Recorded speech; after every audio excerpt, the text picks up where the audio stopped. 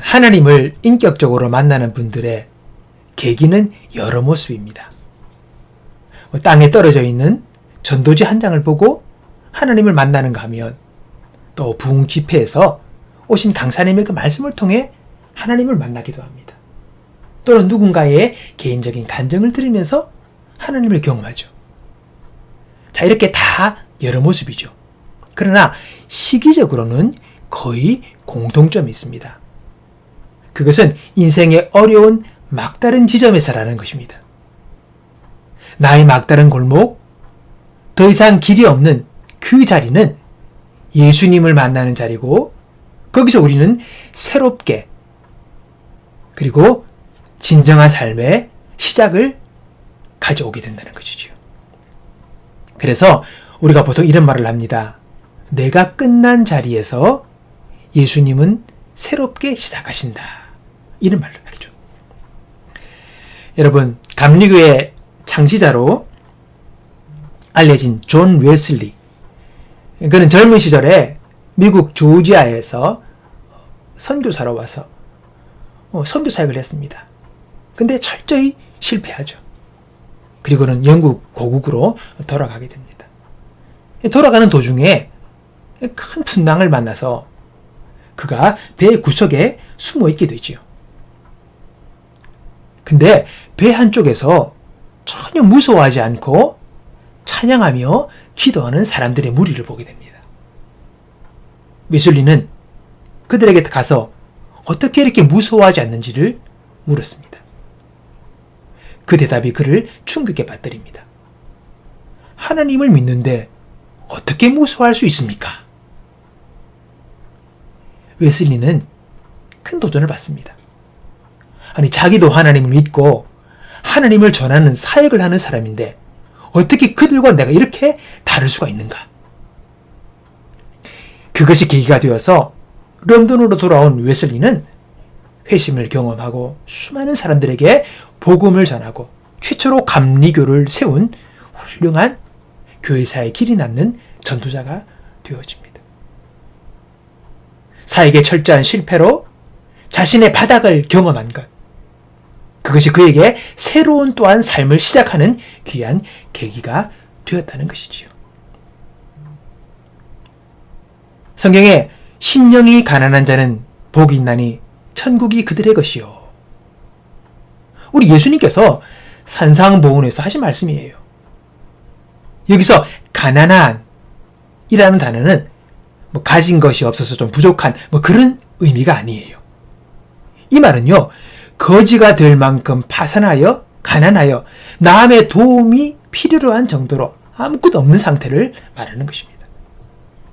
흔히 우리가 많이 쓰는 말 있죠. 그 파산, 경제적으로 파산한 상태를 말합니다. 남은 게 없어요. 완전히 파산해서 내놓을 것이 아무것도 없는 그런 상태를 의미한다는 것입니다. 이 말은 아주 충격적인 말씀입니다. 강한 말씀입니다. 심령이 그 정도가 되어야 된다는 거죠. 보세요.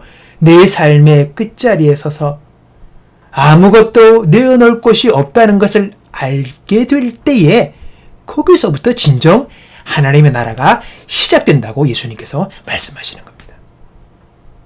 여러분, 이것은 아주 강한 말씀입니다. 충격적인 말씀입니다. 많은 사람이 이러한 가난의 상태를 경험하지 못하고 그 가난한 마음을 인정하지 못하므로 하나님의 나라를 경험하지 못한다는 것이죠. 완전히 망한 사람은 가난한 심령이 됩니다. 세상이 자기 뜻대로 될 것처럼 그는 오만하지도 않습니다. 모든 답을 알고 있는 것처럼 거들먹거리지도 않습니다. 이제 나의 힘은 하나도 없는 끝입니다.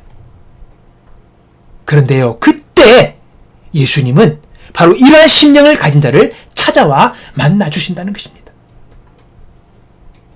위로해 주시고, 인정해 주시고, 품어 주시고, 붙들어 주시는 거예요. 그야말로 너는 진짜 복이 있는 사람이다라고 선언하시는 것입니다. 그리고 내가 내 안에 살겠다. 그렇게 주님이 약속하십니다. 그래서 우리에게 절망의 끝이라는 건 없습니다. 나의 끝은 곧 예수 그리스도와 동행하는 시장이 되기 때문입니다. 많은 주님 만난 인격적으로 주님을 경험한 사람들의 이야기를 한번 들어보십시오. 풍족한 상태에서 아무것도 부족하지 않은 넉넉한 삶을 살면서 주님을 만난 사람들이 과연 있는지요? 겉으로는 그럴지 몰라도 마음에 가난함을 경험하지 못하면 우리는 주님을 제대로 만날 수가 없는 것입니다. 볼지어다 내가 문 밖에 서서 두드리노니 누구든지 내 음성을 듣고 문을 열면 내가 그에게로 들어가 그로 더불어 먹고 그는 나로 더불어 먹으리라. 여러분, 이 말씀은요, 주님이 내 안에 오셔서 나와 함께 친밀한 삶을 사실 것을 말씀하고 있습니다.